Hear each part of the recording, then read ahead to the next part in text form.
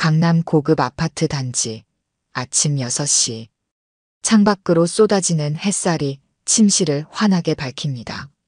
침대에서 일어난 최만복 할아버지는 가볍게 기지개를 켜고 창문을 활짝 열어 깊은 숨을 들이마십니다.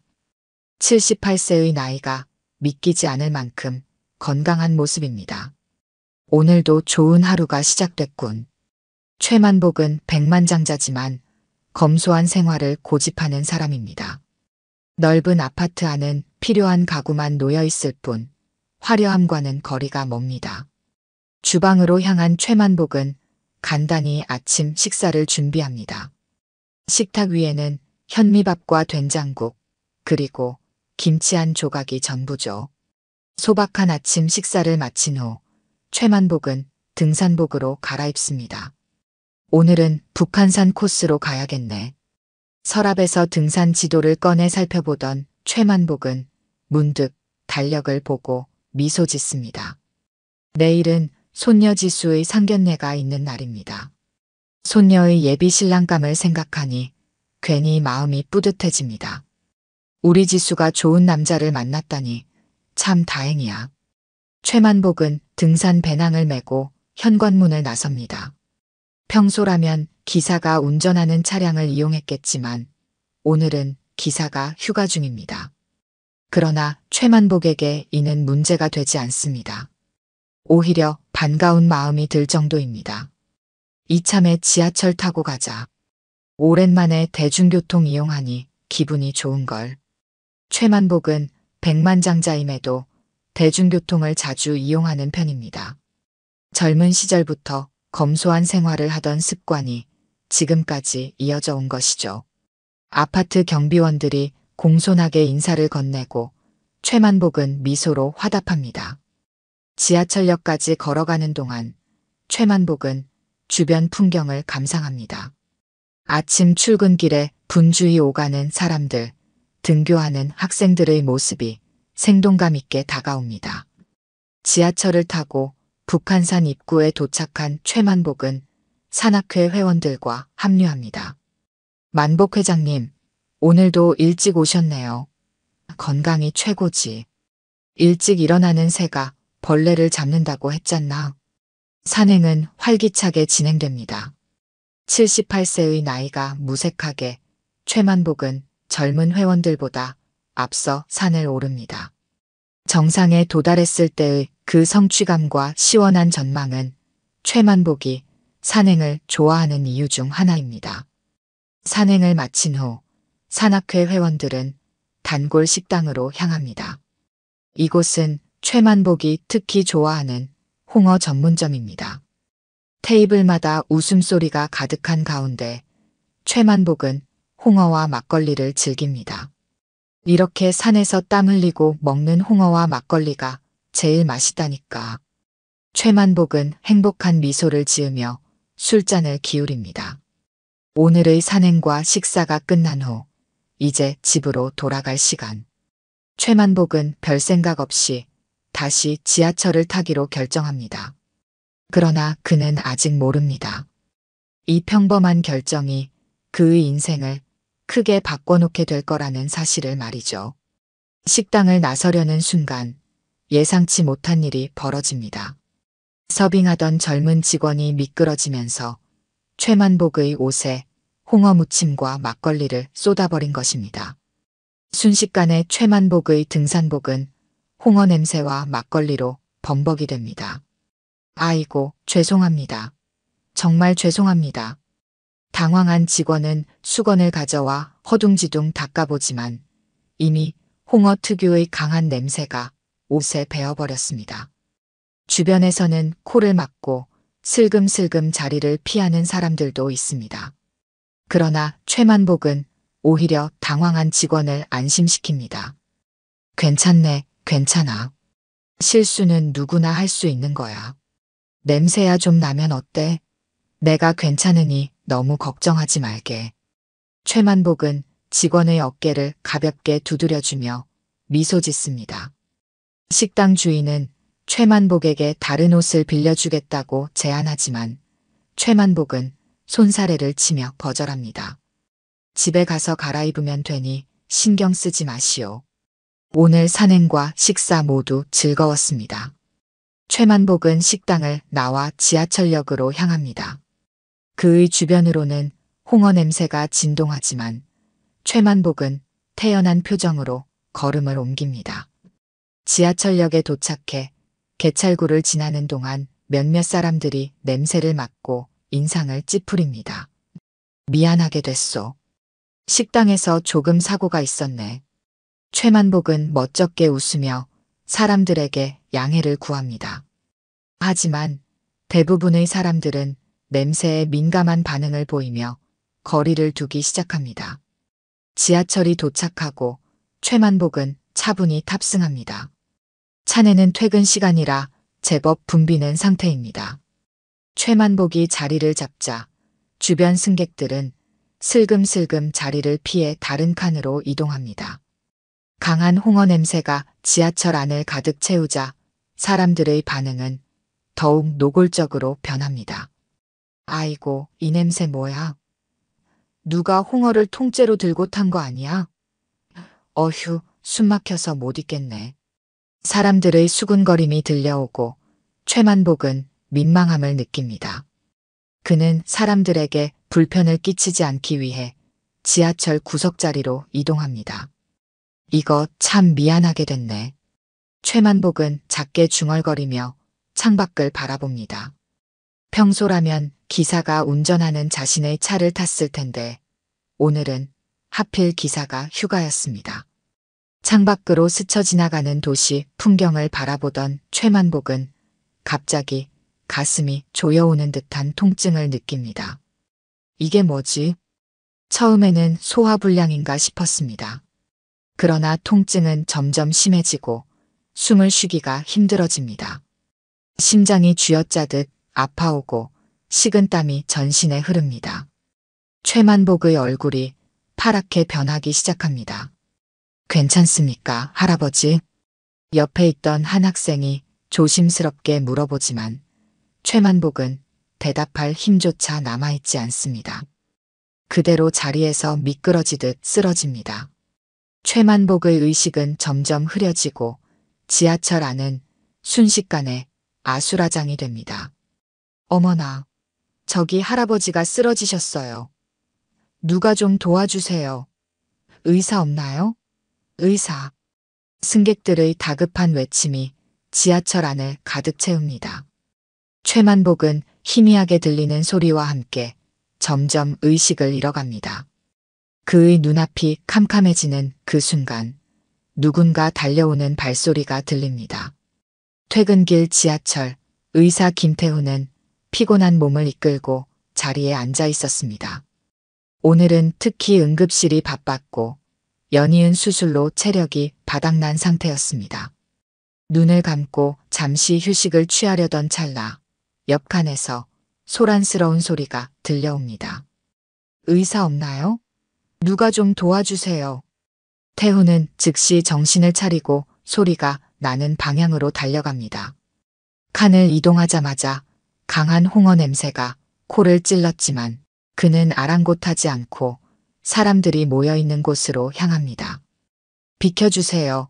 저 의사입니다.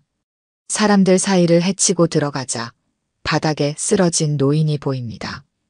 태훈은 재빨리 노인의 상태를 확인합니다. 맥박이 미약하고 호흡도 거의 없는 상황. 심정지 증상입니다. 119에 신고해 주세요. 빨리요. 태훈은 주변 승객에게 외친 후 즉시 심폐소생술을 시작합니다. 강한 홍어 냄새에도 불구하고 태훈은 전문가적인 집중력으로 노인의 생명을 구하는 데 집중합니다. 할아버지, 정신 차리세요. 제 목소리 들리시나요? 태훈은 가슴 압박을 반복하며 노인에게 말을 건넵니다. 주변 승객들은 경외의 눈빛으로 태훈을 바라봅니다. 그 강한 홍어 냄새 속에서도 망설임 없이 응급처치를 하는 모습이 놀라웠기 때문입니다. 이 정도 냄새에 환자를 외면할 의사는 없습니다. 태훈은 누군가의 중얼거림에 짧게 답하며 계속해서 심폐소생술을 이어갑니다. 몇 분이 지났을까 노인의 가슴에서 미약한 움직임이 느껴집니다. 이어서 미세한 숨소리가 들립니다. 맥박이 돌아왔습니다. 할아버지, 괜찮으세요? 다행히 노인은 미약하게나마 반응을 보입니다. 태우는 안도의 한숨을 내쉬며 노인을 안정된 자세로 눕혀놓습니다. 지하철은 이미 가까운 역에 긴급 정차한 상태였고 역 밖에서는 구급대원들이 달려오고 있었습니다. 의사 선생님, 정말 대단하세요. 그 냄새 속에서도. 아닙니다. 당연한 일을 한 것뿐이에요. 태우는 겸손하게 대답하며 구급대원들에게 노인의 상태와 응급처치 내용을 전달합니다. 구급대원들이 노인을 들것에 실어 구급차로 옮기는 동안 태우는 자신의 옷에 밴 홍어 냄새를 인지하고 웃음 짓습니다. 오늘은 집에 가서 샤워부터 해야겠네요. 태우는 지친 몸을 이끌고 플랫폼을 빠져나옵니다. 그는 자신이 방금 한 일이 누군가의 생명을 구한 중요한 일이었다는 것을 알면서도 그것을 특별한 일로 여기지 않았습니다. 의사로서 당연히 해야 할 일을 했을 뿐이라고 생각했기 때문입니다. 집으로 돌아가는 길, 태우는 내일 있을 상견례에 대해 생각합니다. 예비 장인 장모님을 처음 뵙는 자리인 만큼 긴장되는 마음이 있었지만 오늘의 일을 겪고 나니 오히려 마음이 차분해졌습니다. 지수가 좋아하는 사람들이니 분명 좋은 분들일 거야. 태우는 집에 도착해 샤워를 하고 내일 입을 정장을 준비합니다. 그리고 침대에 누워 오늘 있었던 일을 돌이켜봅니다. 한 노인의 생명을 구했다는 사실에 뿌듯함을 느끼며 태우는 깊은 잠에 빠져듭니다. 그날 밤 태우는 꿈에서 자신이 구한 노인의 얼굴을 다시 한번 떠올립니다. 왠지 모르게 친근한 느낌이 드는 그 얼굴. 하지만 내일의 상견례로 인한 긴장감에 그 생각은 곧 잊혀집니다. 태우는 아직 모릅니다. 내일 상견례에서 그를 기다리고 있는 놀라운 인연에 대해서는 말입니다. 병원 침대에 누워있는 최만복 또한 그날 밤 자신을 구해준 의사의 얼굴을 떠올리려 노력합니다. 그러나 당시의 충격과 혼란스러움으로 인해 정확한 기억이 나지 않습니다. 다만 그는 감사의 마음만큼은 잊지 않고 있었습니다. 언젠가는 꼭 그 은인을 만나 제대로 감사 인사를 전하고 싶다는 소망을 품은 채 최만복도 편안한 잠에 빠져듭니다. 하얀 천장, 소독약 냄새, 그리고 병실 특유의 적막함. 최만복은 천천히 눈을 떴습니다. 처음에는 자신이 어디에 있는지 알 수 없었습니다. 희미한 의식 속에서 기억을 더듬어 봅니다. 여기가 어디지? 병실 문이 열리고 의사가 들어옵니다.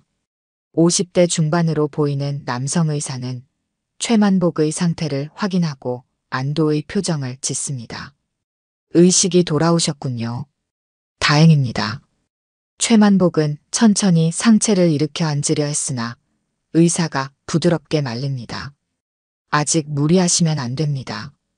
어제 심정지로 쓰러지셨어요. 생명의 은인을 만나셨네요. 지하철에서 한 남성이 아니었으면 위험할 뻔했어요. 최만복은 흐릿한 기억 속에서 어제의 일을 떠올립니다. 산행을 마치고 홍어를 먹었던 일, 직원이 실수로 홍어와 막걸리를 엎질렀던 일, 그리고 지하철을 탔던 일까지는 기억납니다. 하지만 그 이후의 기억은 없습니다. 어제 그 지하철에서 죽을 뻔했었군요. 의사는 차트를 확인하며 설명을 이어갑니다. 네, 급성 심근경색이었습니다. 다행히 지하철에 의사 선생님이 계셔서 즉시 심폐소생술을 시행했고 골든타임 내에 병원으로 이송되셨습니다. 정말 운이 좋으셨어요. 최만복은 깊은 감사함을 느낍니다. 자신의 목숨을 구해준 사람이 누구인지 알고 싶었습니다. 그 의사 선생님께 꼭 감사 인사를 드리고 싶은데 혹시 연락처를 아십니까? 의사는 아쉽다는 표정을 지으며 고개를 저었습니다. 아쉽게도 응급 상황이라 그분의 인적사항은 남아있지 않네요. 구급대원들이 도착했을 때 이미 떠나셨다고 합니다. 최만복은 실망한 표정을 감추지 못했습니다. 자신의 목숨을 구해준 사람에게 제대로 된 감사 인사도 못하게 된 상황이 안타까웠습니다.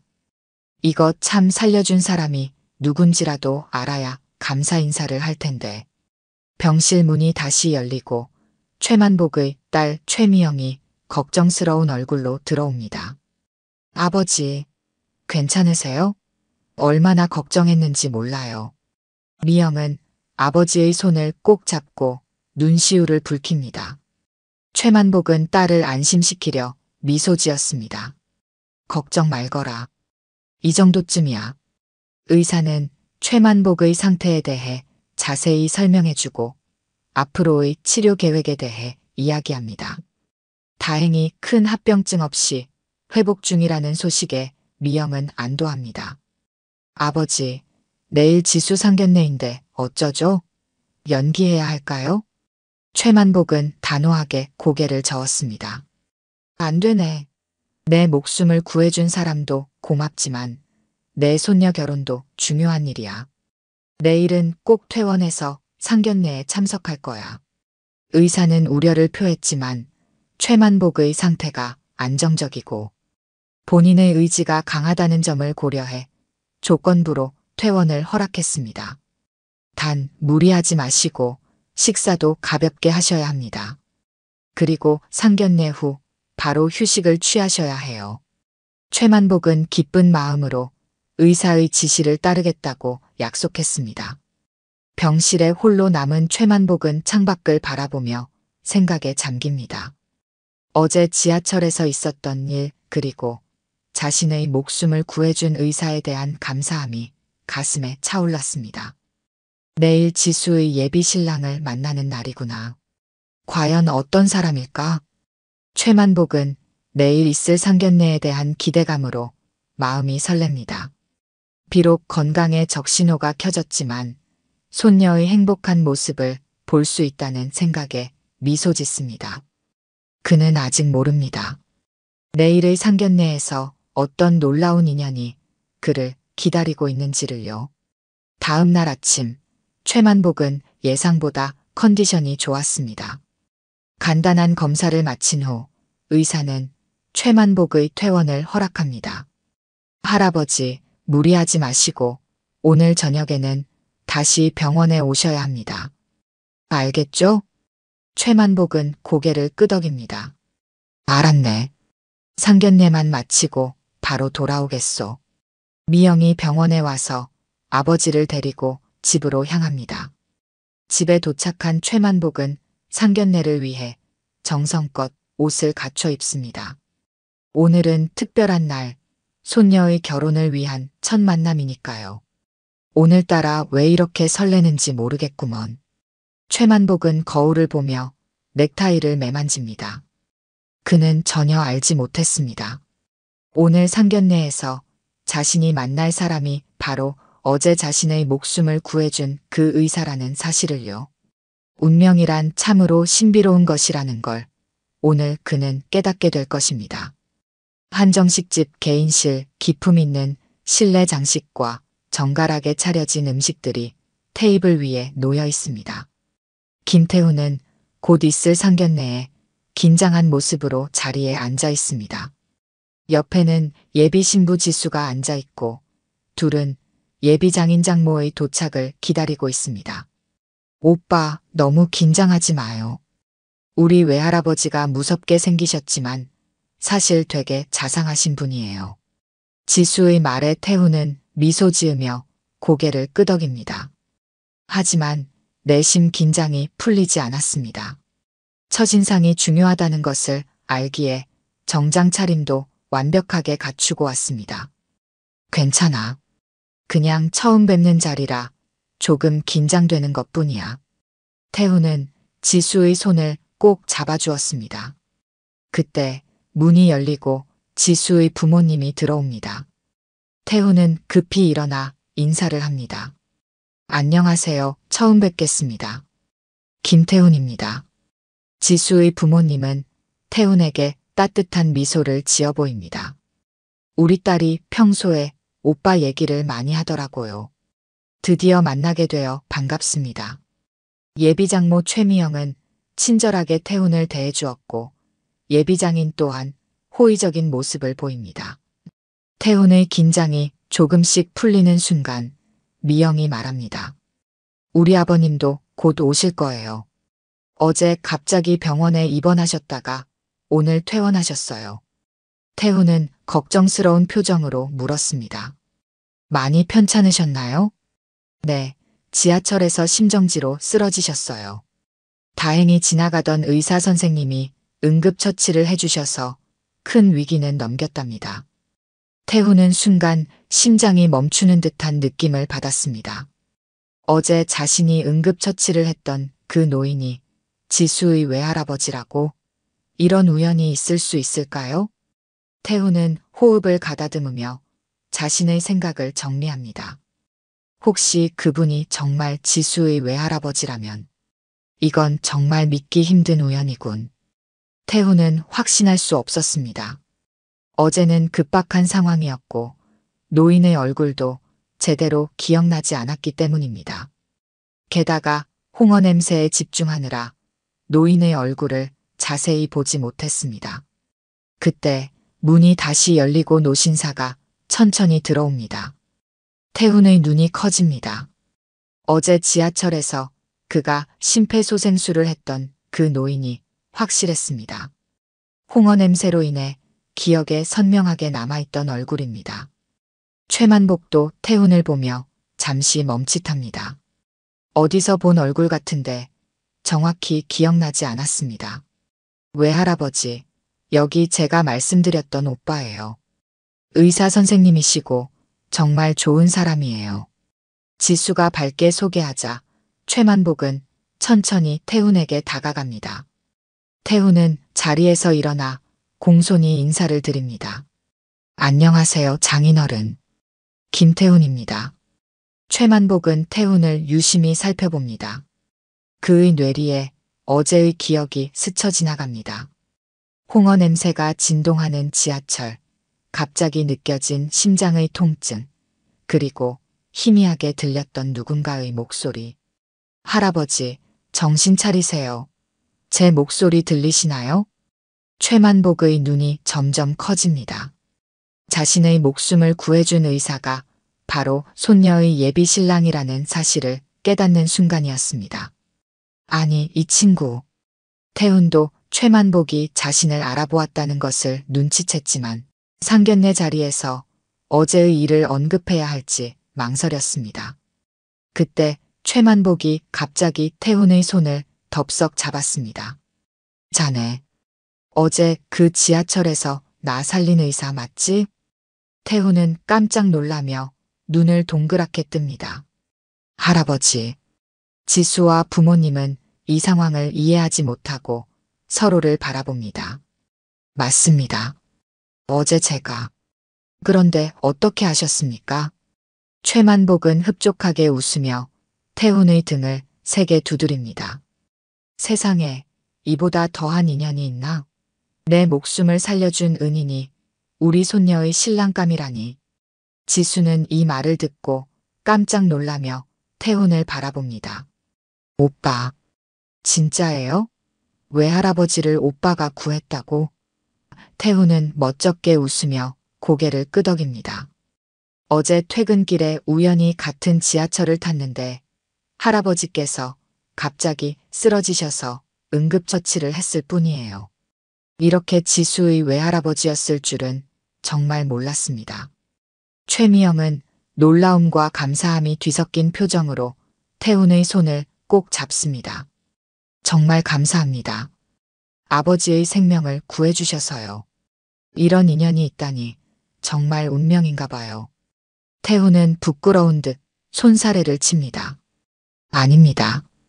의사로서 당연히 해야 할 일을 한 것뿐입니다. 그러나 최만복은 그렇게 생각하지 않았습니다. 그는 태훈을 향해 진심 어린 존경과 감사의 마음을 표현합니다. 내 인생에서 이런 놀라운 우연은 처음이네.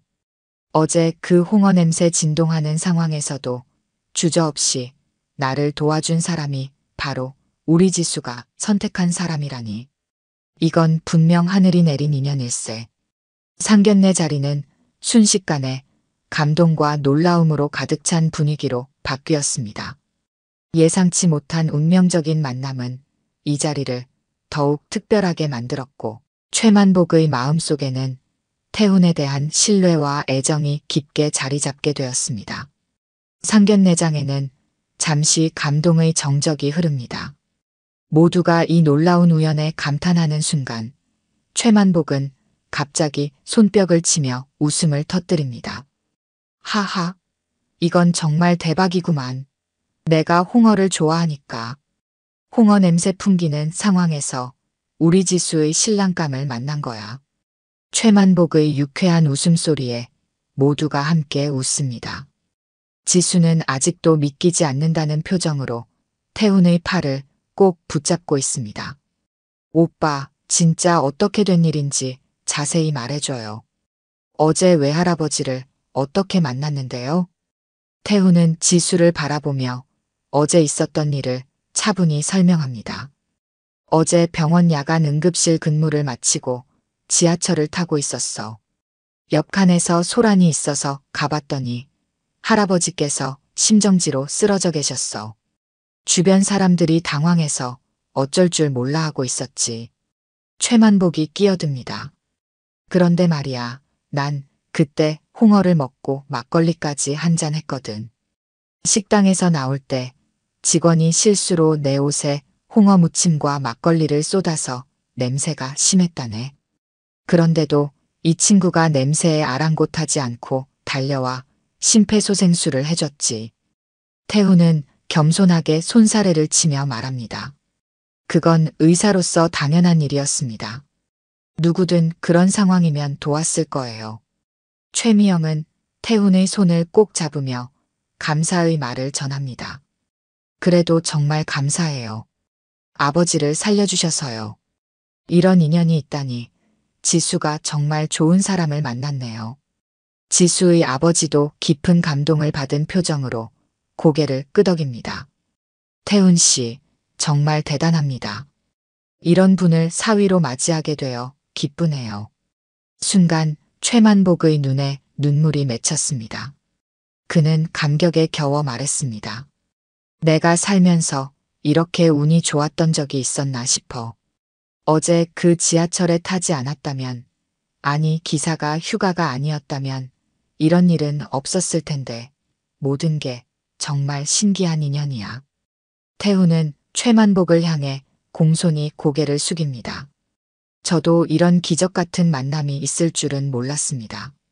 지수와 함께하면서 이런 놀라운 인연까지 만나게 될 줄은 정말 상상도 못했어요. 최만복은 태훈의 어깨를 두드리며 단호하게 말했습니다.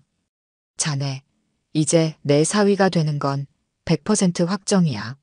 내 손녀를 잘 부탁하네. 지수의 얼굴이 붉게 물들었니다. 아직 정식으로 결혼을 결정한 것도 아닌데 외할아버지가 너무 앞서 나가는 것 같아 부끄러웠습니다. 하지만 그녀의 마음 한켠에서는 이런 운명적인 만남이 두 사람의 관계에 특별한 의미를 부여한다고 느껴져 행복했습니다. 외할아버지, 너무 성급하게 결정하시는 거 아니에요? 우리 아직 결혼 날짜도 정하지 않았는데. 최만복은 손사래를 치며 웃습니다. 날짜고 뭐고 이미 하늘이 정해준 인연인데 뭘 더 고민하겠어? 자, 이제 우리 식사나 시작하세. 모두가 웃으며 식사를 시작합니다. 원래 긴장감이 가득했어야 할 상견례 자리는 이제 기적 같은 인연의 발견으로 따뜻하고 화기애애한 분위기로 변했습니다. 음식을 나누며 태훈과 최만복은 서로에 대해 더 많이 알아가기 시작합니다. 그런데 태훈 씨는 어떤 의사인가? 최만복이 궁금한 듯 물어봅니다. 저는 응급의학과 전문의입니다. 대학병원 응급실에서 근무하고 있어요. 오호, 그럼 위급한 상황에서 사람들의 생명을 구하는 일을 하는구먼. 참 보람찬 일이지. 어제 내가 그 실력을 직접 경험했으니 얼마나 뛰어난지 알 수 있었어. 태훈은 겸손하게 미소 지으며 고개를 숙입니다. 지수는 자랑스러운 표정으로 태훈을 바라봅니다. 외할아버지, 오빠는 정말 능력 있는 의사예요. 병원에서도 인정받고 있고 환자들도 많이 찾는데요. 최만복은 만족스러운 표정으로 고개를 끄덕입니다. 그의 마음속에는 이미 태훈을 손녀의 배우자로 받아들이는데 아무런 의심이 없었습니다. 특히 자신의 목숨을 구해준 은인이라는 사실이 태훈에 대한 신뢰와 애정을 더욱 깊게 만들었습니다. 그래, 우리 지수가 좋은 사람을 만났구먼. 난 이미 마음에 쏙 들어. 이보다 더 좋은 사람을 어디서 찾겠어? 식사가 거의 끝나갈 무렵 최만복은 잠시 생각에 잠기더니 결단을 내린 듯 입을 여뭅니다. 자, 이제 중요한 이야기를 하나 해야겠군. 모두의 시선이 최만복에게 집중됩니다. 그는 진지한 표정으로 말을 이어갑니다. 이렇게 특별한 인연으로 만난 두 사람의 앞날을 내가 축복하고 싶어. 내가 무엇을 해줄 수 있을까 생각해 봤는데 최만복의 말에 모두가 귀를 기울입니다.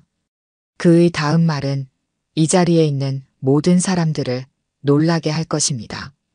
최만복은 잠시 숨을 고르더니 태훈과 지수를 번갈아 바라보며 말합니다. 이런 사위를 얻었는데 그냥 넘어가면 안 되지. 내가 신혼집 하나 장만해 줄 테니 걱정 마. 순간 방안이 조용해집니다.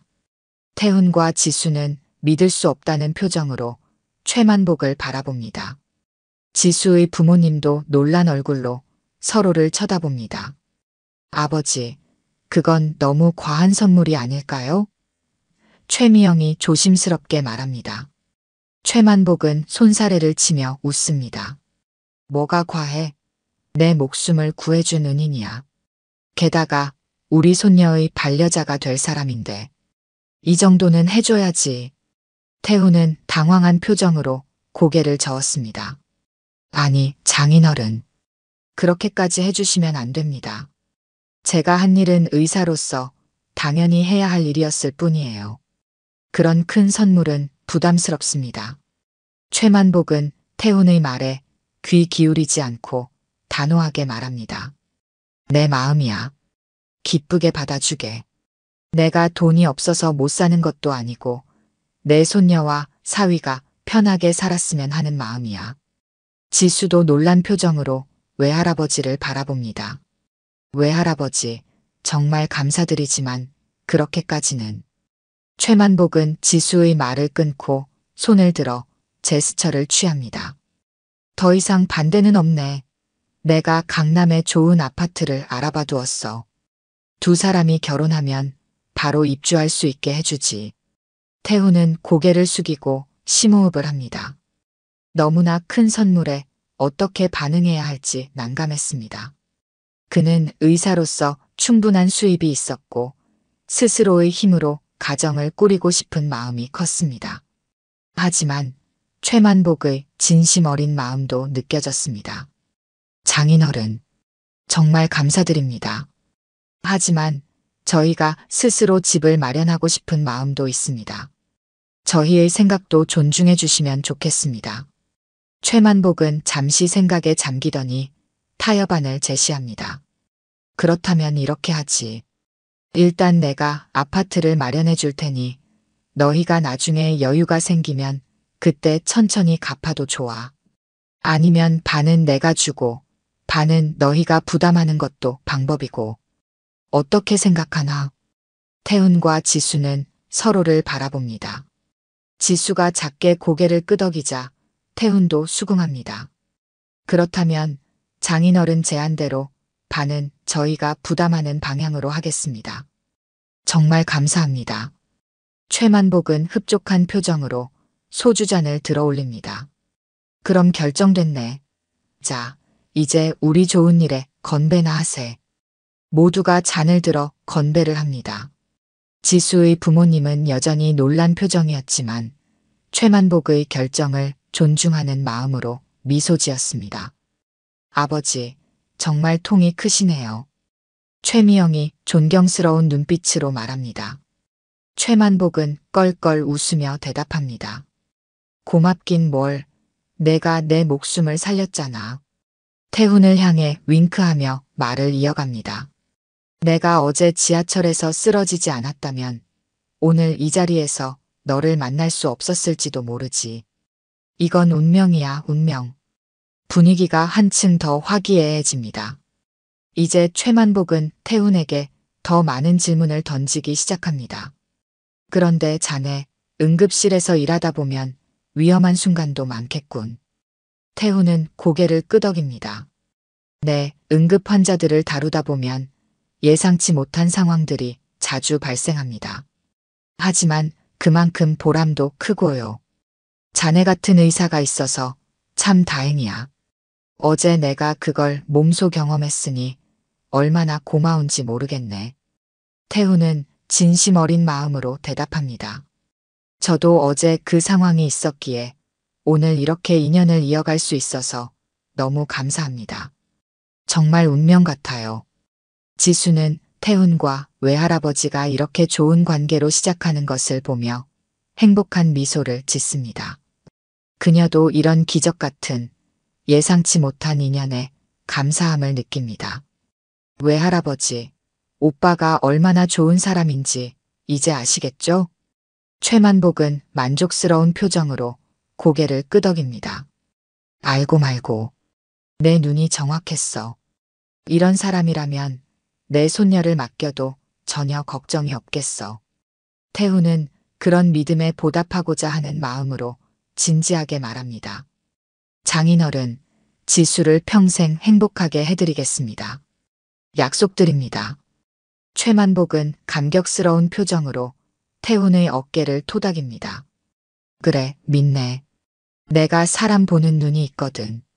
상견례의 분위기는 처음 예상했던 것보다 훨씬 더 화목하고 따뜻합니다. 태훈은 이 모든 상황이 꿈만 같았습니다. 어제의 우연한 만남이 오늘의 특별한 인연으로 이어질 줄은 정말 상상도 못했습니다. 최만복은 술잔을 들며 다시 한번 건배를 제안합니다.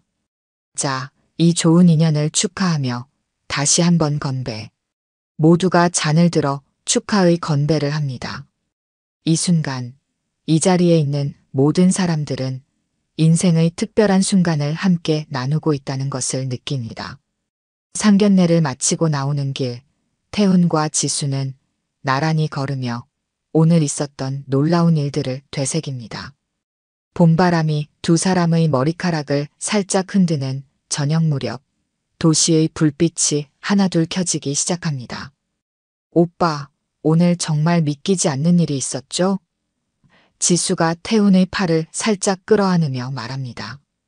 태훈은 미소를 지으며 고개를 끄덕입니다. 정말 운명 같았어. 어제 그 지하철에서 외할아버지를 만날 줄은 꿈에도 몰랐지. 홍어 냄새가 그렇게 강했는데도 말이야. 지수는 호기심 어린 눈빛으로 태훈을 바라봅니다. 홍어 냄새가 정말 심했다면서요? 다른 사람들은 다 피했다던데 오빠는 어떻게 그런 상황에서도 바로 도울 수 있었어요? 태훈은 잠시 생각에 잠기더니 진지한 표정으로 대답합니다. 그땐 그런 것 생각할 겨를이 없었어. 누군가 도움이 필요하다는 것만 알았지. 의사로서 그건 당연한 일이었고 지수의 눈에 감동의 빛이 어립니다. 오빠가 외할아버지 생명을 구했다는 게 아직도 믿기지 않아요. 그리고 그게 우리 상견례에서 밝혀질 줄은 정말 드라마 같은 일이네요. 태훈은 지수의 손을 잡으며 말합니다. 외할아버지께서 너무 과분한 선물까지 약속해 주셔서 어떻게 해야 할지 모르겠어. 솔직히 좀 부담스럽기도 해. 지수는 이해한다는 듯 미소 짓습니다. 외할아버지는 원래 그런 분이에요. 한번 마음먹으면 꼭 실행하시는 분이라 아마 정말로 집을 사주실 거예요. 하지만 오빠가 반은 부담하겠다고 해서 외할아버지도 오빠의 마음을 존중해 주신 것 같아요. 태훈은 깊은 생각에 잠깁니다. 어제까지만 해도 일상적인 하루였는데 하루 사이에 이렇게 인생이 바뀌다니 신기하기만 합니다. 세상 참 모를 일이야. 어제는 홍어 냄새 때문에 고생했는데 오늘은 인생이 바뀌었네. 두 사람은 잠시 벤치에 앉아 오늘 있었던 일을 곱씹습니다. 태훈은 지수의 손을 꼭 잡고 진지한 표정으로 말합니다. 지수야, 오늘 이런 특별한 인연으로 외할아버지를 만났지만 난 내가 있었기에 이 모든 일이 가능했다고 생각해. 내가 내 인생에 와줘서 정말 고마워. 지수의 눈에 눈물이 맺힙니다.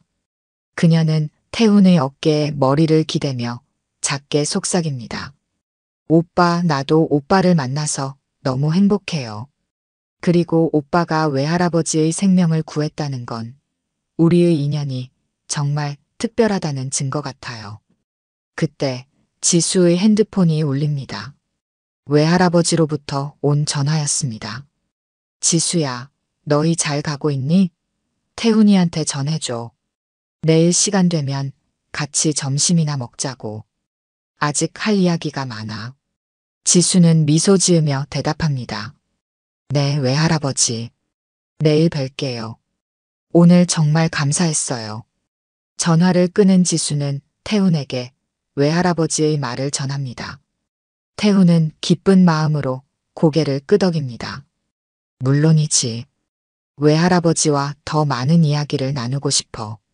두 사람은 다시 걷기 시작합니다. 어느새 하늘에는 별들이 반짝이기 시작했고 도시의 불빛들이 그들의 발걸음을 밝게 비춰주고 있습니다. 한편 한정식집을 나온 최만복은 딸 미영과 함께 천천히 걸어갑니다. 최만복의 얼굴에는 흡족한 미소가 가득합니다. 아버지, 오늘 정말 놀라운 일이 많았네요. 미영이 말합니다. 최만복은 깊은 감회에 젖은 표정으로 대답합니다. 그러게 말이다. 내가 살아온 78년 동안 이런 놀라운 우연은 처음이야. 어제 그 지하철에 타지 않았다면, 또 그 식당에서 홍어와 막걸리를 쏟지 않았다면, 미영은 아버지의 팔짱을 끼며 말합니다. 모든 일이 정말 기적처럼 맞아떨어졌어요. 태훈 씨가 의사가 아니었다면, 또 하필 그 지하철을 타지 않았다면, 최만복은 하늘을 바라보며 미소 짓습니다. 이건 분명 하늘이 내린 선물이야. 내가 오래 살도록, 또 우리 지수가 좋은 사람과 만나도록 하늘이 준비한 인연이지. 미영은 아버지의 말에 깊이 공감하며 고개를 끄덕입니다. 최만복은 잠시 생각에 잠기더니 말을 이어갑니다. 내일 태훈이와 점심을 먹기로 했어. 아직 할 이야기가 많거든. 그 친구 정말 마음에 드는구나. 미영은 미소 지으며 대답합니다. 네, 아버지. 저도 태훈 씨가 정말 좋은 사람 같아요. 지수가 행복할 것 같아 마음이 놓여요. 최만복은 만족스러운 표정으로 걸음을 옮깁니다. 오늘의 상견례는 그가 상상했던 것보다 훨씬 더 특별하고 의미 있는 자리가 되었습니다. 인생이란 참 알 수 없는 거야. 한 번의 우연이 이렇게 큰 인연으로 이어질 줄 누가 알았겠나. 미영은 아버지의 말에 고개를 끄덕이며 미소 짓습니다. 그들의 걸음이 집을 향해 이어지는 동안 도시의 불빛은 더욱 밝게 빛나고 있었습니다. 이렇게 한 번의 선행이 만들어낸 기적 같은 인연은 태훈과 지수, 그리고 최만복의 인생을 영원히 특별하게 만들어 주었습니다. 지하철에서의 우연한 만남이 상견례장에서의 운명적인 재회로 이어진 것처럼 앞으로 그들의 삶에는 더 많은 아름다운 순간들이 기다리고 있을 것입니다.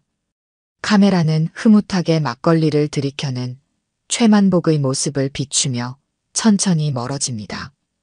그의 얼굴에는 만족스러운 미소가 가득합니다.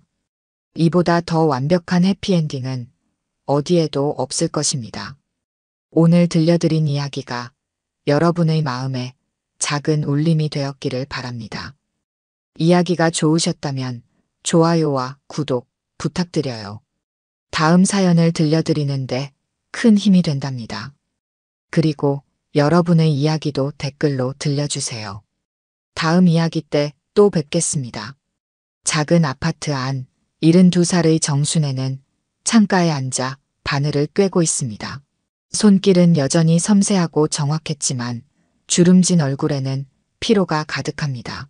예전에는 서울 인사동에서 유명한 한복집을 운영했던 그녀. 하지만 시대가 변하고 전통이 잊혀가면서 결국 문을 닫고 아들 가족과 함께 살게 됐죠. 할머니, 저 학교 갔다 올게요. 10살 민준이가 현관에서 외쳤습니다. 순애는 급히 바느질을 멈추고 일어났어요. 잠깐만, 오늘 날씨가 추운데 목도리 챙겨가야지. 하지만 현관문은 이미 닫혔고 민준이의 발소리는 계단을 타고 멀어져 갔습니다. 순애는 한숨을 내쉬며 손에 들고 있던 민준이의 목도리를 내려놓았습니다. 요즘 들어 민준이가 할머니의 걱정을 귀찮아하는 듯합니다. 어머니, 저희 8시 회의 있어서 먼저 나갑니다. 서영이 급하게 화장을 마무리하며 거실을 가로질러 갑니다. 아침은요? 괜찮아요. 회사에서 먹을게요. 어머니, 오늘 민준이 학원 픽업 좀 부탁드려요. 저희 둘 다 늦을 것 같아서. 순애는 고개를 끄덕였습니다. 아들 도훈도 넥타이를 매며 현관으로 향했어요. 어머니, 저도 먼저 가보겠습니다. 문이 닫히자 갑자기 집이 너무 조용해졌습니다. 순애는 천천히 주방으로 가서 설거지를 시작했어요. 창밖으로 보이는 도시의 풍경은 그녀가 자란 시골과는 너무도 달랐습니다. 물을 틀어놓고 어제 손질해 놓은 놀이개를 보았죠. 민준이 생일 선물로 준비한 것입니다. 민준아, 할머니가 특별히 만든 거야. 우리 전통의 아름다움이. 순애의 기억 속에서 민준이의 목소리가 들려왔습니다. 할머니, 이거 뭐예요? 옛날 스타일이잖아요. 제 친구들은 다 새로운 게임 가지고 있는데. 순애의 손이 멈췄습니다. 언제부터 민준이가 할머니의 이야기에 흥미를 잃었을까요? 예전에는 할머니가 들려주는 옛날 이야기에 귀 기울이던 아이였는데 이제는 스마트폰만 들여다봅니다. 순애는 창가로 돌아와 바느질을 이어갔습니다. 무릎 위에 놓인 비단은 연보랏빛으로 햇살을 받아 반짝였습니다. 한 땀 한 땀 정성을 들릴 때마다 그녀의 마음은 조금씩 가벼워졌어요. 바느질만큼은 그녀에게 위안이 되었습니다. 저녁이 되자 아파트는 다시 시끌벅적해졌습니다. 도훈과 서영이 퇴근하고 민준이도 학원에서 돌아왔어요. 순애는 미리 준비해둔 저녁을 차렸습니다. 민준아, 오늘 학교에서 뭐 배웠니? 민준이는 대답 대신 휴대폰만 보고 있었습니다. 민준, 할머니가 물으시면 대답해야지. 서영이 타이르듯 말했지만 민준이는 겨우 고개만 들었습니다. 별로 없어요. 식탁에 침묵이 내려앉았습니다. 순애는 조용히 반찬을 더 떠서 민준이 앞에 놓아주었어요. 그러고 보니 이번 주말에 제주도로 가족여행 가기로 했었죠. 도훈이 입을 열었습니다. 서영이 눈을 반짝이며 말했습니다. 맞아요. 호텔도 예약했고 렌터카도 미리 해놨어요. 어머니, 같이 가실래요? 순애는 잠시 망설였습니다. 여행이라니 얼마만인지 기억도 나지 않습니다. 하지만 곧 그녀의 얼굴에 쓸쓸한 미소가 번졌어요. 아니야, 난 그냥 집에 있을게. 너희끼리 재미있게 다녀와. 어머, 왜요? 같이 가면 좋을 텐데.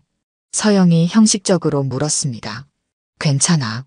나 있으면 너희도 불편할 것 같고. 난 여기서 푹 쉴래. 도훈과 서영은 더 이상 권하지 않았고 곧 여행 계획에 대한 이야기로 식탁은 다시 활기를 찾았습니다. 하지만 순애의 마음 한구석은 텅 비어 있었습니다. 내가 왜 이 집에서 남처럼 지내야 하나. 그런 생각이 스쳐 지나갔습니다. 침실로 돌아온 순애는 오래된 사진첩을 꺼냈습니다. 젊은 시절 화려한 한복을 만들며 행복하게 웃고 있는 자신의 모습이 담긴 사진들이 가득했어요. 그때는 얼마나 자랑스러웠던가요? 이제는 단지 손자를 돌보는 할머니로 전락했습니다.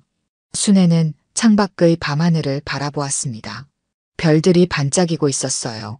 그 순간 그녀의 마음속에서 무언가가 움직였습니다. 평생 가족을 위해 살아온 그녀가 처음으로 자신의 인생을 생각하기 시작했습니다.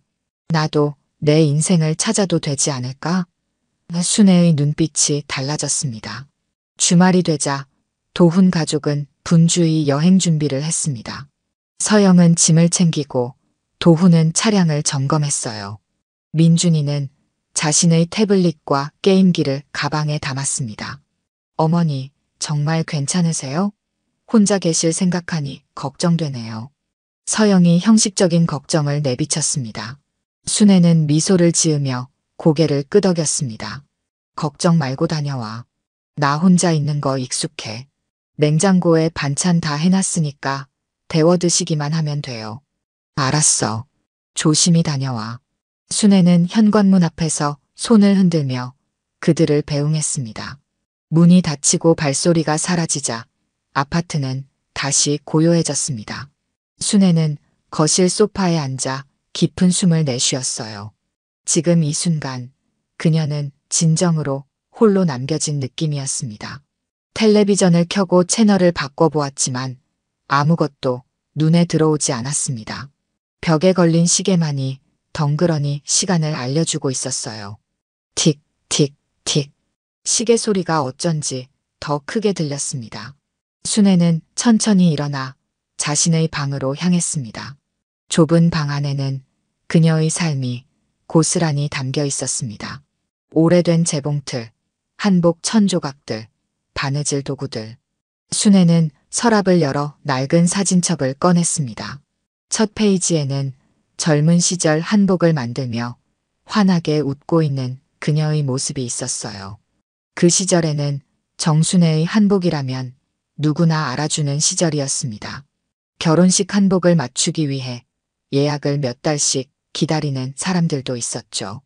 그때는 내 손에서 피어나는 한복이 그렇게 자랑스러웠는데 순애는 천천히 사진첩의 페이지를 넘겼습니다. 아들 도훈이 태어났을 때 그의 첫 돌잔치, 학창시절, 결혼식까지 그녀의 인생이 한 페이지씩 지나갔습니다. 마지막 페이지에는 민준이의 100일 사진이 있었습니다. 그때만 해도 순애의 집은 따로 있었고 한복집도 운영하고 있었습니다.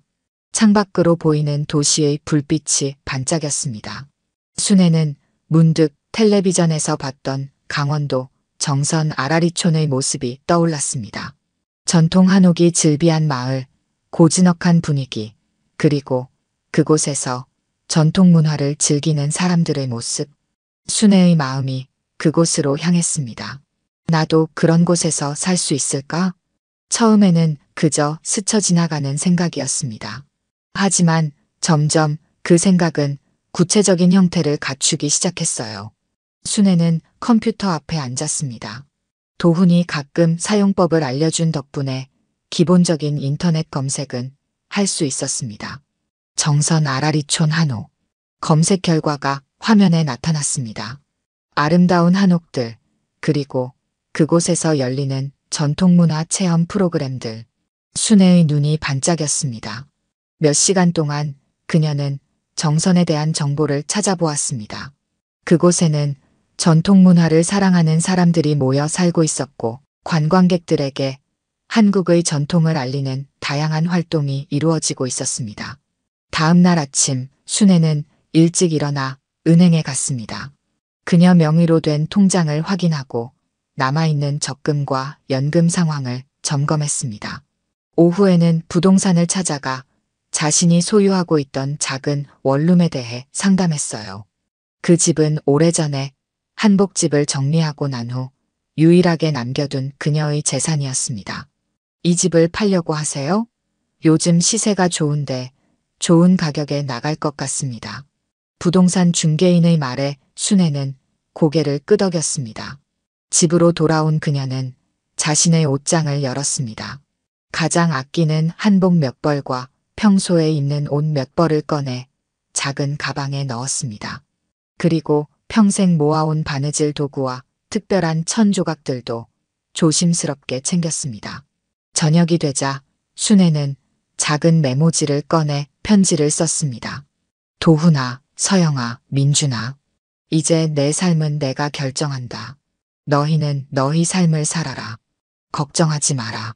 내가 원하는 곳에서 내가 하고 싶은 일을 하며 살 것이다. 가끔 연락할게.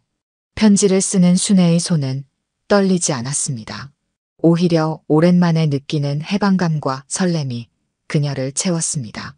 그녀는 마지막으로 민준이의 방을 들여다봤습니다.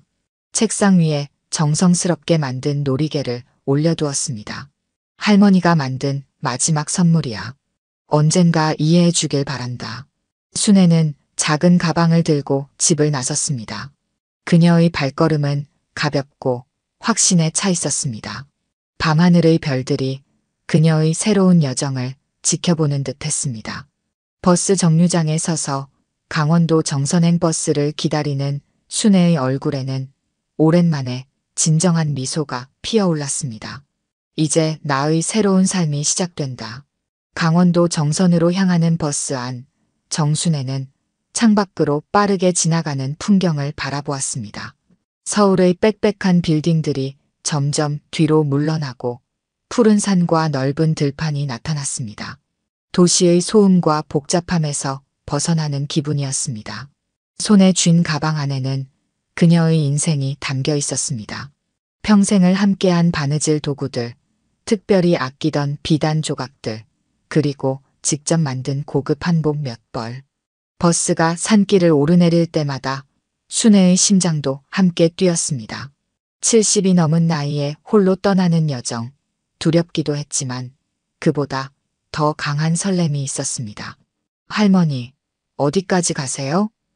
옆자리에 앉은 젊은 여성이 물었습니다. 정선 아라리촌까지 간다오. 혼자 가시는 거예요? 대단하시네요. 순애는 미소를 지었습니다. 나이 들어서도 꿈을 찾아가는 게 대단한 일일까? 젊은 여성은 잠시 생각에 잠겼다가 고개를 끄덕였습니다. 맞아요. 나이와 상관없이 자신의 꿈을 좇는 건 멋진 일이죠.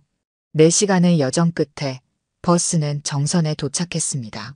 순애는 미리 예약해둔 작은 한옥 숙소로 향했습니다.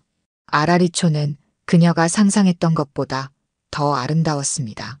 전통 한옥들이 산자락을 따라 고즈넉하게 자리 잡고 있었고 좁은 돌담길을 따라 걸으면 마치 시간 여행을 하는 듯한 느낌이 들었습니다. 정순의 할머니신가요? 한옥 숙소의 젊은 주인이 반갑게 맞아주었습니다.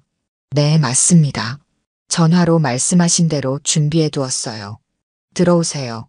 작지만 아름다운 한옥방에 들어서자 순애의 마음이 편안해졌습니다. 창문 너머로 보이는 산과 하늘, 마당의 작은 나무들까지 모든 것이 그녀를 반기는 듯 했습니다. 이 근처에 장기 임대할 만한 집도 있을까요? 순애가 물었습니다. 한옥을 찾으시나요?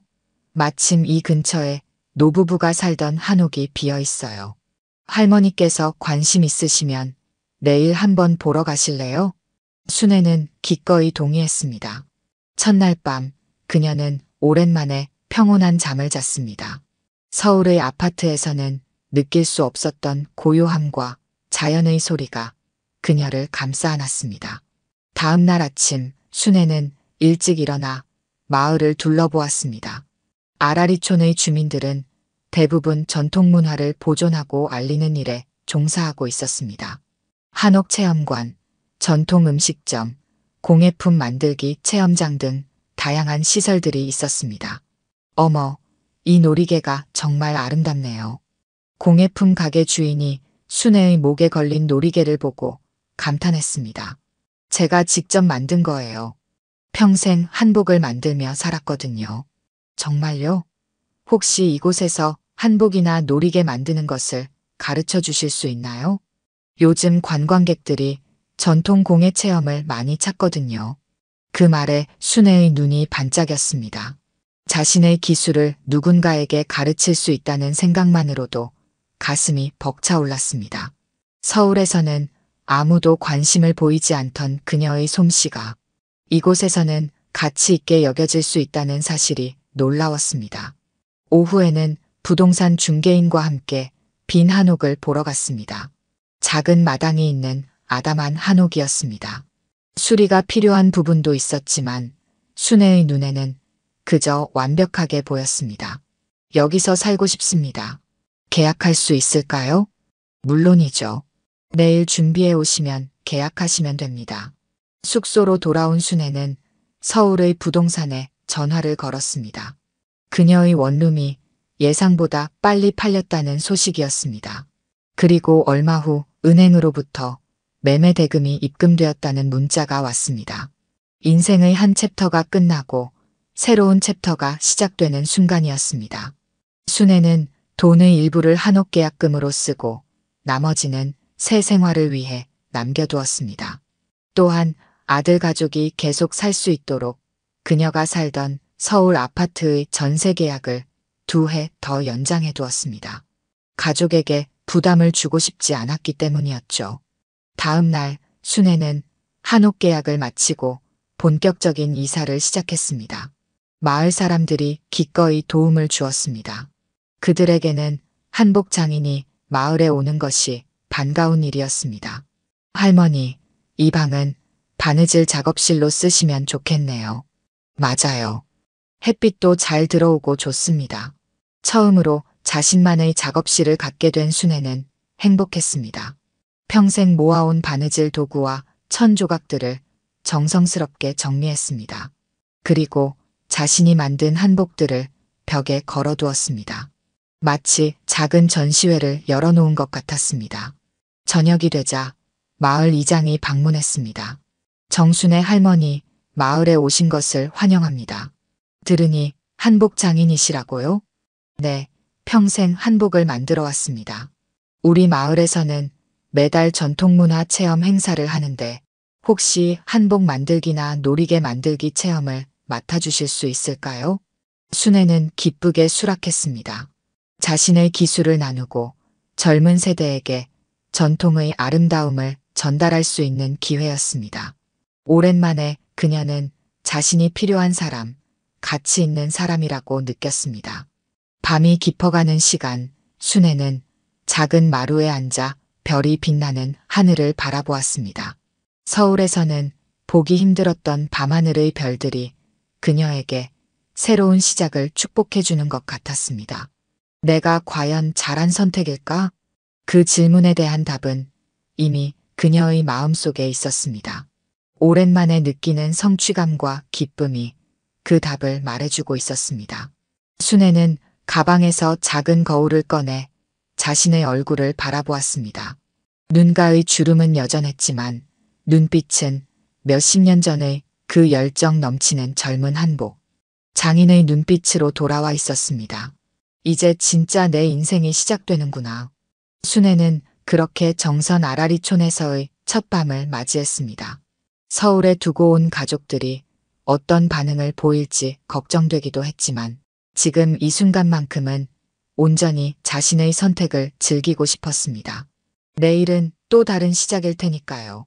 제주도에서의 가족 여행을 마치고 돌아온 도훈 가족은 현관문을 열자마자 이상한 기운을 느꼈습니다. 집안은 평소보다 더 조용했고 할머니 특유의 온기가 사라져 있었습니다. 어머니, 저희 왔어요. 서영이 외쳤지만 대답은 없었습니다. 어머니?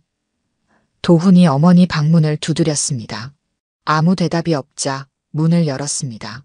방 안은 깔끔하게 정리되어 있었지만 옷장은 텅 비어 있었습니다. 바느질 도구와 천 조각들도 보이지 않았습니다. 여보, 이거 봐요. 서영이 식탁 위에 놓인 쪽지를 발견했습니다.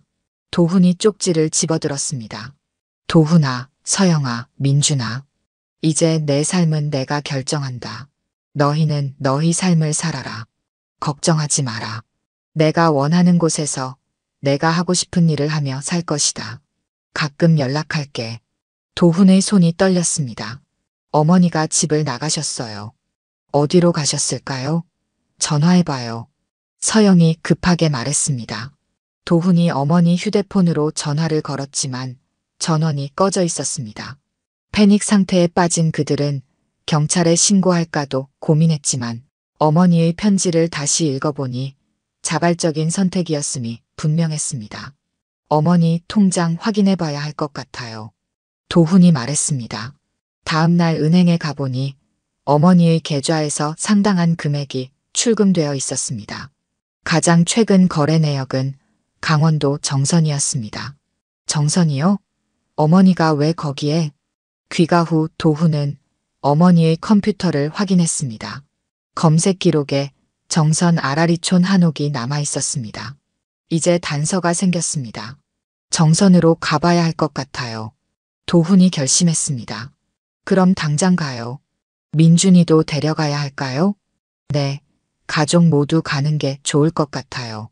그때 민준이가 자기 방에서 소리쳤습니다. 아빠, 엄마, 할머니가 선물 남겼어요. 민준이 책상 위에는 정성스럽게 만든 놀이개가 놓여 있었습니다. 민준이는 놀이개를 손에 들고 신기한 듯 바라보았습니다. 다음 날 아침, 도훈 가족은 서둘러 정선으로 향했습니다. 차 안에서 내내 서영은 걱정스러운 표정이었습니다. 어머니가 왜 갑자기 그런 결정을 하셨을까요? 도훈은 운전대를 꽉 쥐었습니다. 제가 어머니를 너무 당연하게 생각했나 봐요. 서영도 고개를 숙였습니다. 저도 마찬가지예요. 어머니가 늘 집에서 민준이를 봐주시고 집안일을 도와주시는 걸 당연하게 여겼어요. 뒷자리에서 민준이가 할머니의 놀이개를 만지작거리며 말했습니다. 할머니가 이걸 진짜 손으로 만든 거예요? 대단하다. 정선에 도착한 가족은 아라리촌으로 향했습니다. 마을 입구에서 한 노인에게 물었습니다. 혹시 최근에 서울에서 오신 할머니를 보셨나요? 72살이시고 한복을 잘 만드시는 분인데요. 노인은 미소 지었습니다. 아, 정순의 할머니 말씀이신가요? 며칠 전에 오셔서 저쪽 한옥에 사시게 됐어요. 마을 사람들이 다 반겨주고 있답니다. 도훈 가족은 노인이 가리킨 방향으로 걸어갔습니다. 작은 한옥이 보였고 마당에는 정순애가 한복을 입고 서 있었습니다. 그녀 앞에는 관광객들이 모여 놀이개 만드는 법을 배우고 있었습니다. 어머니, 도훈의 목소리가 떨렸습니다. 순애는 고개를 들어 가족을 보았습니다. 그녀의 눈에 놀라움이 스쳤지만 곧 차분한 표정으로 돌아왔습니다. 어머니가 여기서 뭐 하고 계신 거예요? 도훈이 한 걸음 앞으로 나섰습니다. 정순애는 관광객들을 향해 고개를 숙였습니다. 잠시 쉬었다 다시 시작하겠습니다. 그리고 가족을 향해 걸어왔습니다. 그녀가 입은 한복은 화사한 연보라색으로 서울에서는 볼 수 없었던 당당한 모습이었습니다. 어서 와라. 여기까지 찾아왔구나. 순애의 목소리는 담담했습니다. 어머니, 갑자기 왜 이러세요? 집을 나오시다니요. 도훈의 목소리에는 당혹감이 묻어났습니다. 순애는 한옥 마당의 평상으로 가족을 안내했습니다. 들어와서 이야기하자꾸나. 한옥 안으로 들어서자 아늑하면서도 전통적인 분위기가 가득했습니다. 순애가 준비해둔 차를 내왔습니다. 민준이는 호기심 가득한 눈으로 할머니의 새 집을 둘러보았습니다. 할머니, 이 집 진짜 멋있어요. 여기서 살아요? 그래, 이제 여기가 할머니 집이란다. 순애가 미소 지었습니다. 서영이 조심스럽게 물었습니다. 어머니, 갑자기 어떻게 된 일이세요? 저희가 뭐 잘못했나요? 순애는 천천히 찻잔을 내려놓았습니다. 너희가 잘못한 게 아니야. 내가 나를 위한 결정을 한 거지. 하지만 어머니, 우리는 가족이잖아요. 가족끼리는 함께 있어야죠. 도훈이 목소리를 높였습니다. 그 말에 순애의 표정이 굳어졌습니다. 가족이라면서 내 삶에 대해 한 번이라도 물어본 적 있니? 그 질문에 도훈과 서영은 대답하지 못했습니다. 순애는 계속 말했습니다. 내가 한복 만드는 것을 얼마나 좋아하는지, 내 꿈이 뭔지, 내가 무엇을 원하는지 한 번이라도 물어본 적 있니? 난 그저 집에서 민준이를 돌보고 집안일을 하는 사람이었을 뿐이야. 그게 아니라 어머니는 우리 가족에게 중요한 분이시잖아요. 도훈이 변명하듯 말했습니다. 중요하다면서 제주도 여행은 왜 너희끼리만 갔니? 순애의 목소리에 서러움이 배어나왔습니다. 서영이 깊은 한숨을 내쉬었습니다. 정말 죄송해요, 어머니. 저희가 어머니의 마음을 헤아리지 못했네요. 순애는 창밖을 바라보았습니다. 마당에는 아직도 관광객들이 기다리고 있었습니다. 보렴, 여기서는 내가 필요한 사람이야. 내 손길을 기다리는 사람들이 있단다. 내 기술을 배우려는 사람들이 있고 내가 만든 한복과 놀이개를 귀하게 여기는 사람들이 있어. 도훈은 어머니의 말을 듣고 처음으로 그녀의 입장에서 생각해 보았습니다. 아들로서 평생 어머니를 당연하게 여겼던 자신의 모습이 부끄러웠습니다. 그렇다고 갑자기 이렇게 떠나시면 저희는 얼마나 걱정했는지 아세요? 도훈이 말했습니다. 걱정할까봐 편지도 남겼고 너희 집 전세 계약도 2해 더 연장해 두었다. 내가 살던 원룸을 팔아서 마련한 거야. 그 말에 도훈과 서영은 놀랐습니다. 어머니가 그런 준비까지 해두었다는 사실에 더 할 말이 없었습니다. 민준이가 갑자기 할머니 옆으로 다가갔습니다. 할머니, 제 책상에 놔둔 놀이개 정말 예뻐요. 어떻게 만든 거예요? 순애의 눈빛이 부드러워졌습니다. 정말 마음에 들었니? 네, 진짜 멋있어요. 친구들한테도 자랑했어요. 민준이가 순애의 손을 잡았습니다. 그 모습을 보던 서영이 순애에게 물었습니다. 어머니, 정말 여기서 사실 거예요? 서울로 돌아올 생각은 없으신가요? 그래, 이제 여기가 내 집이야. 내 인생의 마지막 장을 내가 원하는 대로 채워나가고 싶단다. 도훈은 더 이상 어머니를 설득할 수 없다는 것을 깨달았습니다. 그는 어머니의 손을 잡았습니다. 어머니, 정말 여기서 행복하신가요? 순애는 처음으로 환하게 웃었습니다. 그래, 오랜만에 진정한 행복을 느끼고 있단다. 그 미소를 본 가족들은 더 이상 순애를 막을 수 없었습니다. 서영이 눈물을 훔치며 말했습니다. 어머니가 한복을 좋아하셨던 이유를 이제야 알겠어요. 한복이 어머니에게는 단순한 옷이 아니라 삶의 의미였던 거죠. 그래, 한복은 내 인생 그 자체였어. 그런데 서울에서는 아무도 그걸 알아주지 않았지. 민준이가 갑자기 물었습니다. 할머니, 저도 놀이개 만드는 법 가르쳐 주실래요? 그 질문에 순애의 눈이 반짝였습니다. 손자가 처음으로 그녀의 기술에 관심을 보인 순간이었습니다. 정말이니? 할머니가 가르쳐 줄게. 순애는 민준이를 데리고 작업실로 향했습니다. 도훈과 서영은 마당에 남아 서로를 바라보았습니다. 여보, 우리가 어머니를 너무 당연하게 생각했던 것 같아요. 서영이 말했습니다. 도훈은 고개를 끄덕였습니다. 맞아요. 어머니도 자신만의 삶과 꿈이 있다는 걸 잊고 살았어요. 작업실에서는 순애가 민준이에게 놀이개 만드는 법을 설명하고 있었습니다. 민준이의 눈이 호기심으로 빛났고 순애의 얼굴에는 오랜만에 스승으로서의 자부심이 피어올랐습니다. 그 모습을 본 도훈과 서영은 어머니의 선택을 이해하기 시작했습니다. 해가 저물기 시작하자 정선의 아라리초는 붉은 노을빛으로 물들었습니다. 정순애의 한옥마당에는 여전히 도훈 가족이 머물러 있었습니다. 순애는 저녁 준비를 위해 부엌으로 향했고 서영이 돕겠다며 따라갔습니다. 어머니, 제가 도울게요. 괜찮아. 내가 손님이니 앉아있으렴. 서영은 그래도 부엌으로 들어와 순애 옆에 섰습니다. 제가 정말 도와드릴게요. 어머니 음식 솜씨가 그리웠어요. 두 사람은 나란히 서서 저녁 준비를 시작했습니다.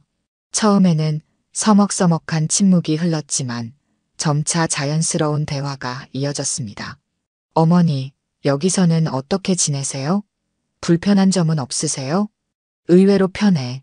아침에 일어나면 새소리가 들리고 맑은 공기를 마실 수 있어. 그리고 무엇보다 내가 하고 싶은 일을 할 수 있다는 게 좋단다. 어머니 한복이 이곳에서 인기가 많으신가 봐요. 그래, 처음엔 나도 놀랐어. 서울에서는 아무도 관심 없던 내 솜씨가 여기서는 소중하게 여겨지니 말이야. 서영은 잠시 망설이다가 말했습니다. 사실 저희가 어머니의 재능을 제대로 알아주지 못했던 것 같아요. 정말 죄송해요. 순애는 손을 멈추고 서영을 바라보았습니다. 괜찮아. 너희 탓은 아니야. 내가 우리 전통에 대한 사랑을 제대로 전하지 못한 탓도 있지. 마당에서는 도훈이 민준이와 함께 앉아 대화를 나누고 있었습니다. 아빠, 할머니가 여기 사는 게 좋은 것 같아요. 예전보다 웃음이 많으세요. 도훈은 아들의 말에 깊은 생각에 잠겼습니다. 어머니가 서울에서 살 때는 그녀의 표정이 얼마나 활기찼었는지 기억나지 않았습니다. 항상 그저 그곳에 계시는 것이 당연하다고 여겼을 뿐입니다. 내 말이 맞는 것 같구나. 할머니가 여기서는 정말 행복해 보이시네. 그럼 할머니는 이제 우리랑 안 살아요? 도훈은 민준이의 머리를 쓰다듬었습니다. 그건 할머니가 결정하실 일이야. 우리는 할머니의 선택을 존중해야 할 것 같아. 저녁 식사 시간, 네 사람은 정갈하게 차려진 밥상 앞에 둘러앉았습니다. 순애가 직접 담근 장아찌와 산나물 반찬이 가득했습니다. 어머, 이 장아찌 정말 맛있어요. 서울에서도 해주셨는데 여기서 담그니 맛이 더 좋네요. 서영이 감탄했습니다. 산에서 따온 나물이라 그런가 봐. 이웃들이 많이 도와주고 있어. 민준이가 호기심 가득한 눈으로 물었습니다. 할머니, 여기 친구들도 있어요? 그럼 이웃들이 다 친절하단다. 특히 옆집 박 할머니는 내가 온 첫날부터 많이 도와주셨어. 도훈이 조심스럽게 입을 열었습니다. 어머니, 솔직히 말하면 저는 아직도 어머니가 왜 이렇게 갑자기 떠나셨는지 완전히 이해하기 어려워요. 순애는 천천히 숟가락을 내려놓았습니다. 도훈아, 내 나이에 부모님이 계속 간섭하면 어떨 것 같니? 너희 가족에게도 너희만의 공간과 시간이 필요하잖아. 그리고 나도 마찬가지야. 내 인생의 마지막 시간을 내가 원하는 대로 보내고 싶었단다. 도훈은 머리를 극적였습니다. 그래도 갑자기 사라지시면 얼마나 걱정됐는지 아세요? 미안하구나. 하지만 너희에게 편지도 남겼고 집도 정리해 놓았잖니. 내가 할 수 있는 최선이었어. 서영이 중재하듯 말했습니다. 여보, 어머니도 나름대로 최선을 다하신 거예요. 우리도 어머니의 입장에서 생각해 볼 필요가 있어요. 순애는 감사하다는 듯 서영을 바라보았습니다. 처음으로 누군가가 그녀의 입장을 이해해 주는 것 같았습니다. 식사 후 도훈은 마당에 나가 밤하늘을 바라보았습니다. 서울에서는 보기 힘든 별들이 가득했습니다. 어머니가 이 풍경을 매일 보고 있다고 생각하니 마음이 조금은 편안해졌습니다. 순애가 다가와 아들 옆에 섰습니다. 별이 참 예쁘지? 네, 서울에서는 이렇게 많은 별을 볼 수 없어요. 도훈아, 너무 걱정하지 마. 내가 이젠 나이도 많고 남은 시간을 내 방식대로 살고 싶을 뿐이야. 알아요, 어머니. 다만 갑작스러워서 당황했을 뿐이에요. 어머니가 행복하시다면 저도 기쁘게 받아들일게요. 순애는 아들의 어깨를 토닥였습니다. 고맙다. 그리고 걱정 마. 내가 완전히 연락을 끊고 살겠다는 건 아니니까. 가끔은 서울에도 갈 수 있을 거고 너희도 여기 놀러 오렴. 부엌에서는 서영이 민준이와 함께 설거지를 하고 있었습니다. 엄마, 할머니가 정말 여기서 살게 되는 거예요? 그런 것 같아. 할머니도 할머니만의 삶이 있으니까 우리가 존중해줘야 해. 그럼 명절에는 만날 수 있겠죠? 물론이지. 할머니도 아까 그렇게 말씀하셨잖아. 완전히 떠나시는 게 아니라 그냥 할머니만의 공간을 찾으신 거야. 민준이는 고개를 끄덕였습니다. 할머니가 만드신 놀이개 정말 멋있었어요. 다음에 또 배우고 싶어요. 서영은 민준이의 말에 놀랐습니다. 평소에 전통적인 것에 관심이 없던 아들이 할머니의 공예에 흥미를 보이다니 의외였습니다. 밤이 깊어갈수록 가족 간의 긴장감은 조금씩 풀렸습니다. 순애는 가족에게 작은 방을 내주어 하룻밤을 묵게 했습니다. 모두가 잠든 후 순애는 혼자 마루에 앉아 생각에 잠겼습니다. 내 선택이 맞았을까? 가족들에게 너무 갑작스러운 상처를 준 것은 아닐까? 하지만 오늘 하루 가족들과 함께 보낸 시간을 생각하니 그녀의 마음은 조금씩 가벼워졌습니다. 이제 그들은 서로를 새로운 관계로 이해하기 시작한 것 같았습니다. 아침 햇살이 한옥마당을 비추었습니다. 정순애는 일찍 일어나 차를 끓이고 있었습니다. 오랜만에 가족들과 함께 아침을 맞이한다는 생각에 마음이 따뜻해졌습니다.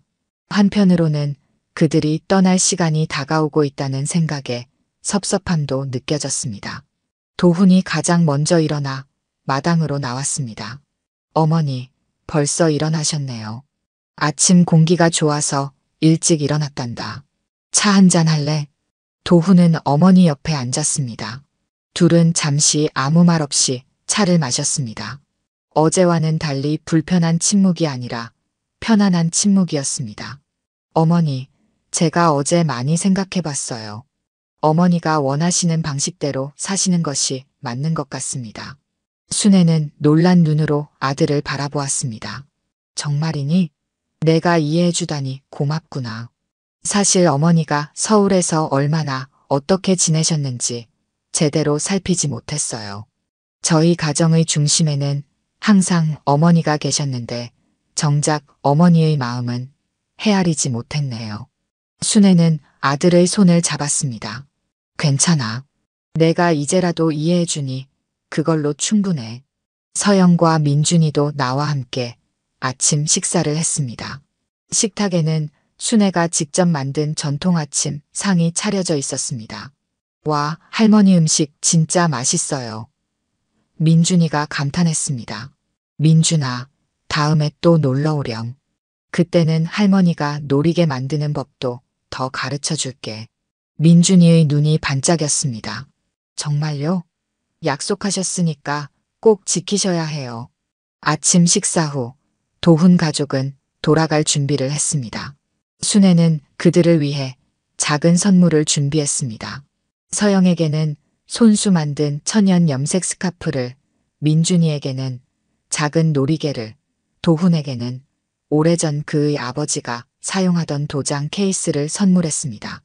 이걸 가지고 계셨어요? 도훈이 놀라워했습니다. 그래, 내 아버지의 유품 중 하나였어. 이제 내가 가지는 게 좋을 것 같아서.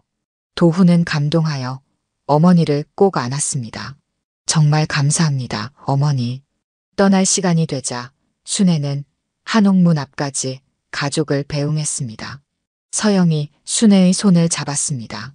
어머니, 정말 여기서 지내시는 게 마음에 드세요? 그래, 여기서 내 인생의 마지막 장을 멋지게 써나가고 싶구나. 다른 거 필요하신 것 없으세요? 저희가 도울 수 있는 건 언제든지 말씀해 주세요. 순애는 미소 지었습니다. 고맙다. 하지만 걱정 마. 내가 필요한 건 다 있단다. 도훈이 조심스럽게 물었습니다. 그럼 언제 서울에 오실 계획이세요? 글쎄, 당장은 여기 적응하느라 바쁠 것 같구나. 하지만 명절에는 갈 수도 있겠지. 아니면 너희가 또 놀러와도 좋고. 명절에는 꼭 오세요. 그리고 저희도 자주 찾아뵐게요. 도훈이 약속했습니다. 민준이가 할머니를 꼭 안았습니다. 할머니, 다음에 올 때는 제 친구들도 데려와도 돼요? 놀이개 만드는 것 같이 배우고 싶대요. 순애의 눈이 감동으로 촉촉해졌습니다. 물론이지. 얼마든지 데려오렴. 순애는 떠나는 가족을 향해 손을 흔들었습니다. 차가 마을 입구로 사라질 때까지 그녀는 그 자리에 서 있었습니다. 그리고 천천히 한옥으로 돌아왔습니다. 한옥은 조용했지만 이제 그 고요함이 외로움으로 느껴지지 않았습니다. 오히려 평화롭고 안정감이 느껴졌습니다. 순애는 작업실로 가서 바느질을 시작했습니다. 오늘 마을 체험관에서 사용할 놀이개 재료를 준비해야 했습니다. 한편 서울로 돌아가는 차 안에서 도훈 가족은 각자 생각에 잠겨 있었습니다. 할머니 정말 멋있어요. 혼자서 새로운 곳에 가서 새 삶을 시작하시다니. 민준이가 감탄했습니다. 서영이 고개를 끄덕였습니다. 정말 대단하신 것 같아요. 70이 넘은 나이에 그런 용기를 내시다니. 도훈은 운전대를 꽉 쥐었습니다. 어머니의 선택을 존중해야 할 것 같아요. 처음에는 이해하기 어려웠지만 어머니도 어머니만의 삶이 있다는 걸 이제야 깨달았습니다. 서영이 남편의 어깨를 토닥였습니다. 우리가 할 수 있는 건 어머니의 선택을 지지해 주는 거예요. 그리고 자주 찾아뵙고 연락드리는 거고요. 집으로 돌아온 도훈 가족은 어머니가 없는 집이 어색하게 느껴졌습니다. 하지만 그것도 새로운 시작의 일부였습니다. 서영은 민준이의 방에 들어가 정리를 도왔습니다. 민준아, 할머니가 주신 놀이개 어디에 둘까? 민준이는 자신의 책상 위에 조심스럽게 놀이개를 올려놓았습니다. 여기요. 매일 볼 수 있게. 서영은 아들의 모습에 미소 지었습니다. 할머니의 선택이 오히려 가족 모두에게 새로운 시각을 가져다 준 것 같았습니다. 그날 밤 도훈은 아버지의 도장 케이스를 바라보며 깊은 생각에 잠겼습니다. 어머니가 평생 간직해온 물건을 이제 그에게 넘겨준 것이었습니다. 마치 세대 간의 이어짐을 상징하는 것 같았습니다. 여보, 괜찮아요? 서영이 옆에 앉았습니다. 네, 그냥 생각이 많네요. 어머니가 이제 자신의 삶을 찾아 떠나셨다는 게 실감이 나네요. 그래도 완전히 떠나신 게 아니잖아요. 우리는 여전히 가족이고 이제는 서로의 공간을 존중하는 방식으로 관계를 이어가는 거예요. 도훈은 고개를 끄덕였습니다. 맞아요. 사실 어머니가 저렇게 행복해 하시는 모습을 보니 저도 마음이 놓여요. 한 달 후 순애는 정선 아라리촌에서 작은 한복 체험관을 열었습니다. 마을 주민들과 관광객들의 호응이 좋았고 그녀의 솜씨는 입소문을 타고 퍼져나갔습니다. 도훈 가족은 주말마다 영상통화로 근황을 주고받았고 매달 한 번씩 정선을 방문하기로 약속했습니다. 새로운 관계의 시작이었습니다. 서로의 공간과 선택을 존중하면서도 마음으로는 더 가까워진 가족의 모습이었습니다. 시간은 빠르게 흘러 어느덧 3년이 지났습니다. 정순애는 정선 아라리촌에서 순애 한복 체험관을 성공적으로 운영하고 있었습니다. 그녀의 솜씨는 전국적으로 알려졌고 전통 한복과 놀이개를 배우기 위해 많은 사람들이 찾아왔습니다. 이제 75살이 된 순애는 매일 아침 한옥마당에서 차를 마시며 하루를 시작하는 것이 일상이 되었습니다. 도훈 가족은 약속대로 꾸준히 정선을 방문했고 명절이면 순애도 서울을 찾았습니다. 서로의 공간을 존중하면서도 마음은 더 가까워진 가족이었습니다. 어느 봄날 순애는 정성스럽게 편지를 한 통 썼습니다. 그리고 그것을 작은 한지 상자에 넣어 장롱 맨 윗칸에 보관했습니다. 상자에는 내가 떠난 후 읽어주세요라고 적혀 있었습니다. 그해 여름 민준이는 13살이 되었습니다. 방학을 맞아 그는 할머니 집에서 2주를 보내기로 했습니다. 이제 중학생이 된 민주는 할머니의 한복 만들기와 놀이개 제작에 진지한 관심을 보였습니다. 할머니, 이번에는 저 혼자서 놀이개를 만들어 볼게요.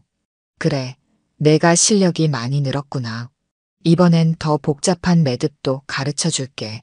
민주는 할머니의 지도 아래 정성스럽게 놀이개를 만들었습니다. 서툴지만 그의 손길에는 진심이 담겨 있었습니다. 할머니, 제가 만든 놀이개 어때요?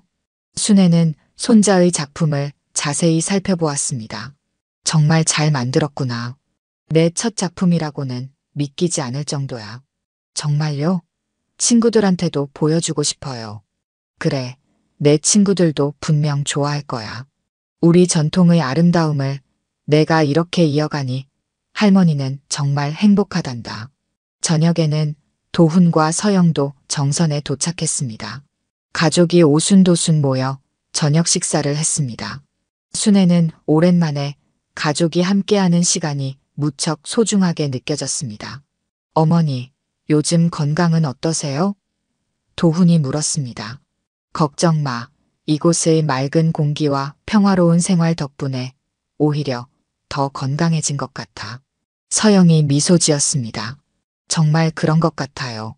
어머니가 서울에 계실 때보다 훨씬 생기 넘치세요. 다음 날 아침 순애는 민준을 데리고 아라리촌 근처 산책로를 걸었습니다.